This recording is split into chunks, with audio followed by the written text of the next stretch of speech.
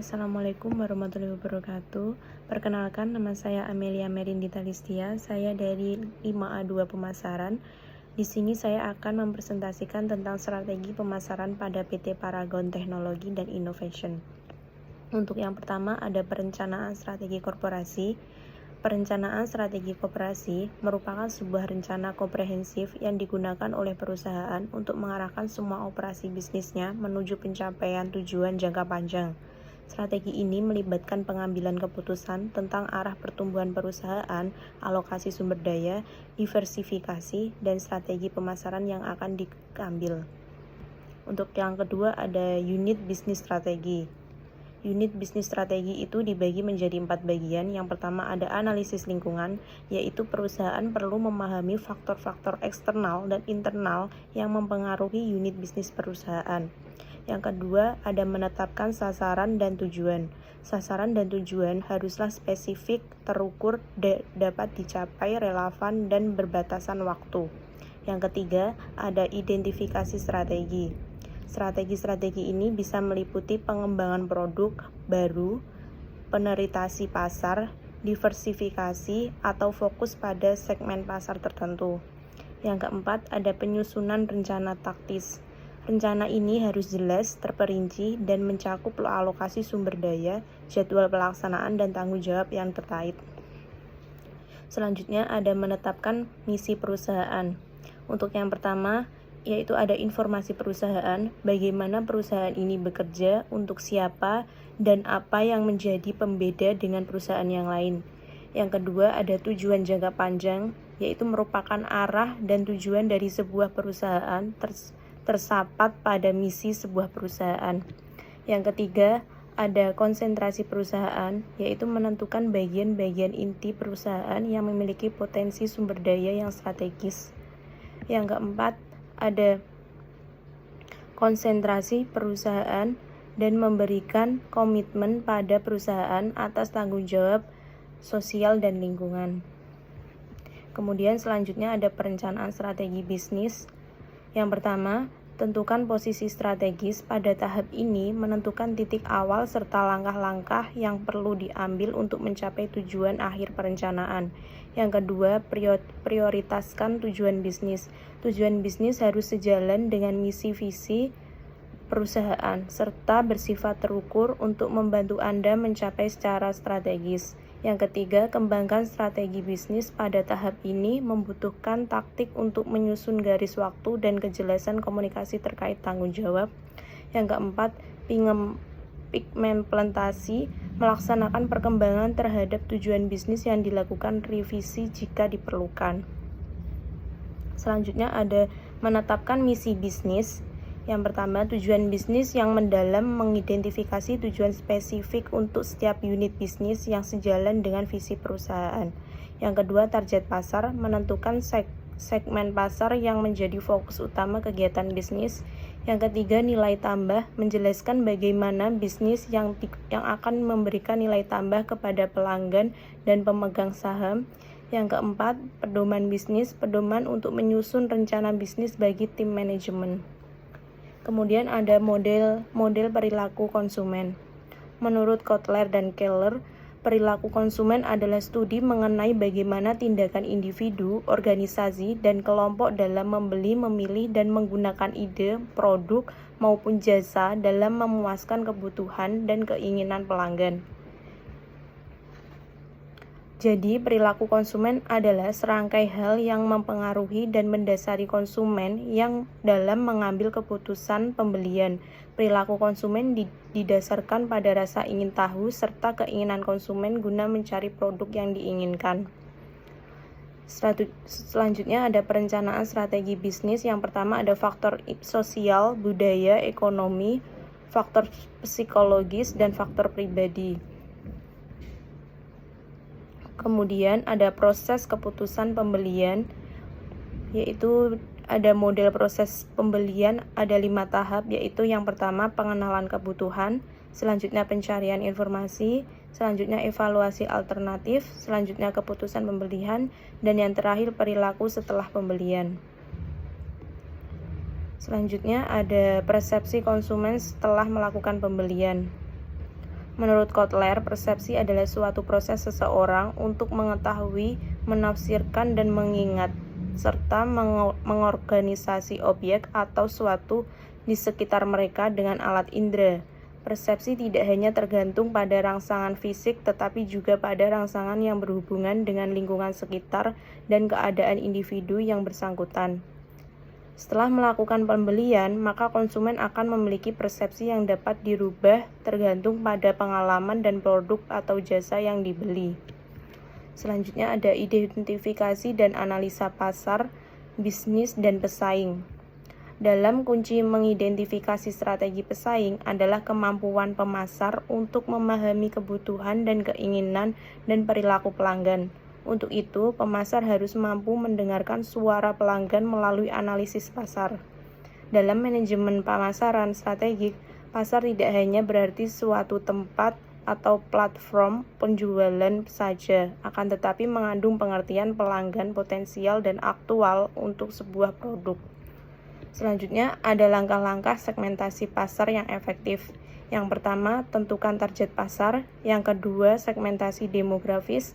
Yang ketiga, segmentasi psikografis. Yang keempat, segmentasi geografis. Selanjutnya, ada menetapkan pasar sasaran yang tepat. Yang pertama, memahami produk. Langkah pertama dalam menentukan sasaran pasar adalah dengan memahami produk atau layanan yang baik.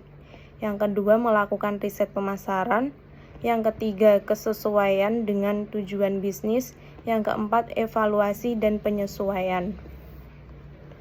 Selanjutnya ada positioning produk dengan baik. Yang pertama, manfaat produk. Yang kedua, menentukan harga produk. Yang ketiga, meningkatkan kualitas produk.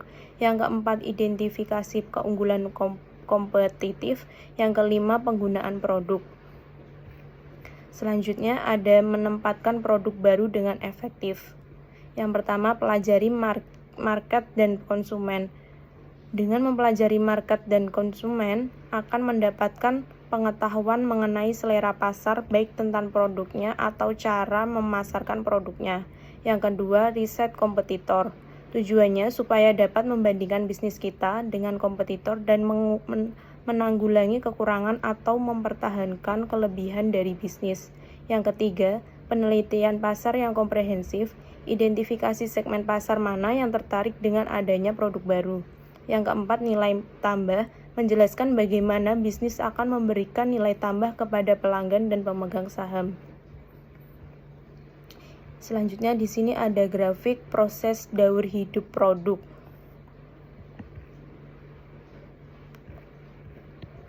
Selanjutnya ada tahap perkenalan, yaitu tahap perkenalan suatu periode pertumbuhan penjualan yang lambat saat produk itu diperkenalkan di pasar. Ciri-ciri umum tahap ini adalah penjualan yang masih rendah, volume pasar berkembang lambat karena tingginya market resistance, persaingan yang masih relatif kecil, tingkat kegagalan relatif tinggi, masih banyak yang dilakukan modifikasi produk dalam pengujian dan pengembangannya. Selanjutnya ada tahap pertumbuhan. Pada tahap ini adalah suatu periode penerimaan pasar yang cepat dan peningkatan laba yang besar. Pada tahap ini kurva penjualan dan kurva laba semakin meningkat. Meskipun begitu, tahap ini merupakan tahap kritis. Selanjutnya ada tahap kedewasaan. Tahap kedewasaan adalah suatu periode penurunan dalam pertumbuhan penjualan karena produk itu telah diterima oleh sebagian besar pembeli potensial. Selanjutnya ada tahap penurunan. Tahap penurunan adalah suatu periode saat penjualan menunjukkan arah yang menurun dan laba yang menipis. Pada tahap ini penjualan perusahaan semakin bergerak ke arah penurunan. Penurunan ini antara lain disebabkan oleh perubahan selera pasar, adanya produk substitusi, dan pertumbuhan teknologi. Selanjutnya ada hierarki produk. Hierarki produk terdiri dari beberapa kelompok. Setiap produk berkaitan secara hierarkis dengan produk-produk tertentu lainnya.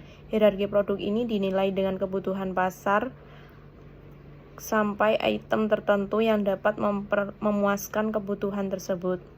Hierarki produk terdiri dari 7 tingkatan, yaitu yang pertama keluarga kebutuhan, yang kedua keluarga produk, yang ketiga kelas produk, yang keempat lini produk, yang kelima jenis produk, yang keenam merek produk, yang ketujuh unit produk. Selanjutnya ada klasifikasi produk. Yang pertama konvensi produk atau barang sehari-hari, yang kedua shopping produk atau barang toko, yang ketiga specialty produk atau barang spesial, yang keempat barang yang belum dibeli. Selanjutnya ada lini produk, kemasan, dan label. Lini produk merupakan strategi pemasaran untuk menjual beberapa jenis produk yang terkait secara fungsional atau digunakan secara bersama. Sedangkan merek atau label adalah nama, tanda, simbol, desain, atau kombinasinya yang ditunjukkan oleh mengidentifikasi dan mendiferensiasi barang atau layanan suatu penjual dari barang dan layanan penjual lain. Merek sangat penting karena mempengaruhi dalam keberhasilan produk.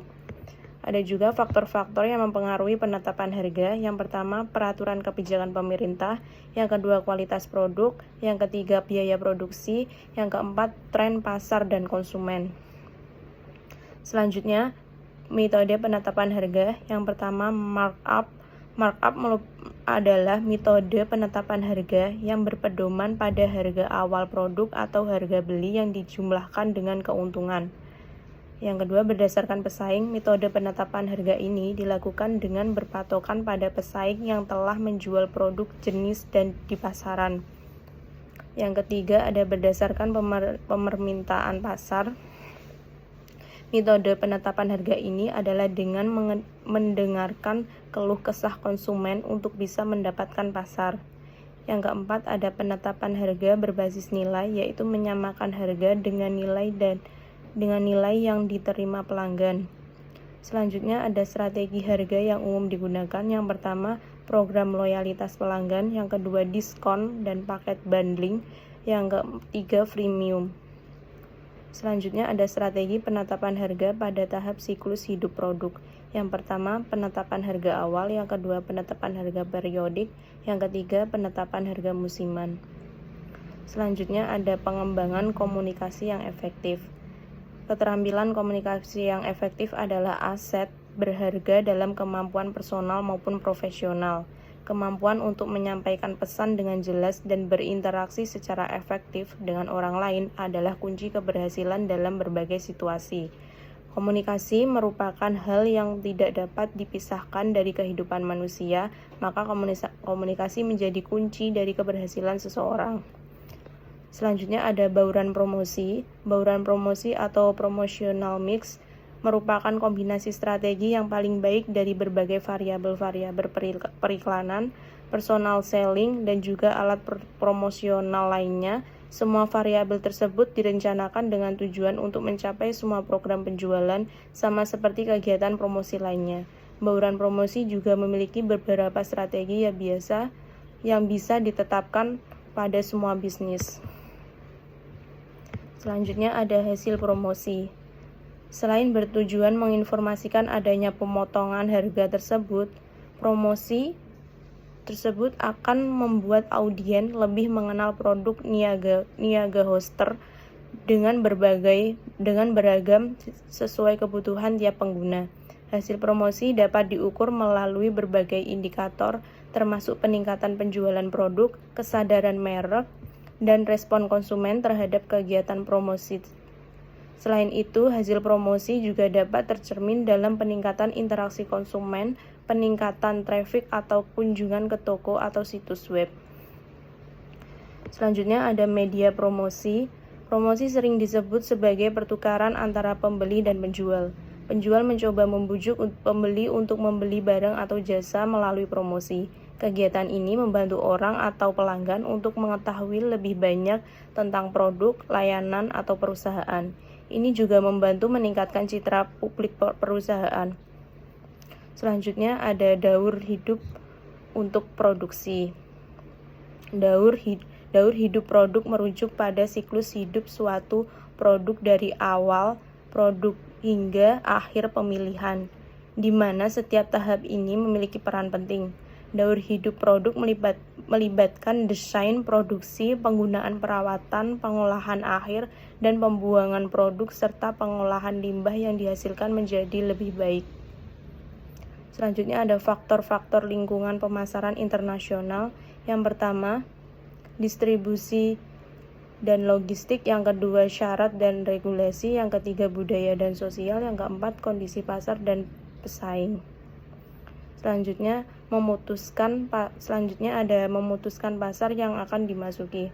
Perusahaan harus mempertimbangkan berbagai faktor seperti kondisi pasar, konteks budaya dan sosial, peraturan dan persyaratan, pesaing, penjual, dan logistik.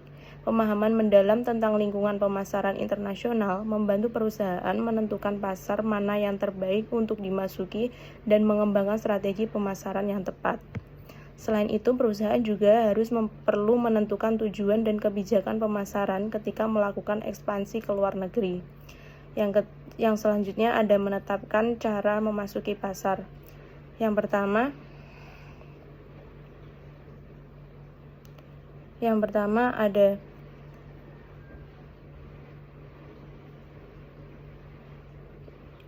ada lisensi ekspor. Yang kedua ada ekspor, yang ketiga ada franchise, yang ke-8 ada joint venture, yang ke-9 investasi langsung, yang ke-10 partnership.